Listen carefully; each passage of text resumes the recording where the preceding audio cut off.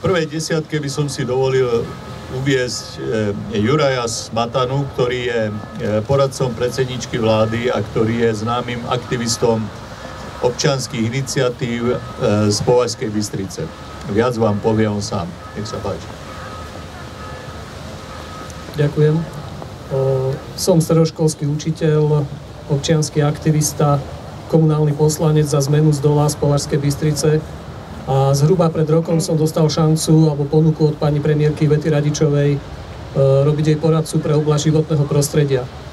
Za tento rok som sa každý mesiac presvedčoval o tom, že táto premiérka nebola slabá premiérka, možno bola slabá v parlamente, ale každý mesiac zhodila zo stola úradu vlády minimálne jeden projekt vážne poškodzujúci životné prostredie. Schéma bola vždycky rovnaká. Silná finančná alebo záujmová skupina sa pokusila v oblasti životného prostredia buď vytunelovať priamo štátny rozpočet, alebo vytunelovať naše prírodné dedičstvo, naše životné prostredie.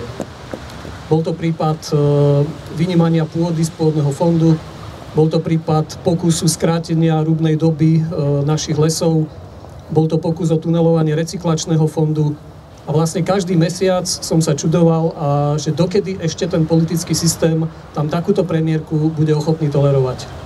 Odstránili ju po roku a keďže som zistil, že aké je dôležité politicky uplatňovať isté zásady, isté princípy, nie kričať niekde zvonka, tak preto som sa vlastne dal spolu s priateľmi a známymi, s Jánom Budajom a s ďalšími aktivistami na volebnú kandidátku Zmeny z Dola. Myslím si, že je dôležité zdôrazniť, že životné prostredie je našim prírodným dedičstvom a je to stále ešte priestor verejný, ktorý je do značnej miery tunelovaný a je našou povinnosťou ho brániť. Pán Ľubomír Plaj, nech sa páči. Ďakujem. No ja sa už dlhšie venujem čestnému a efektívnemu spravovaniu verejných záležitostí.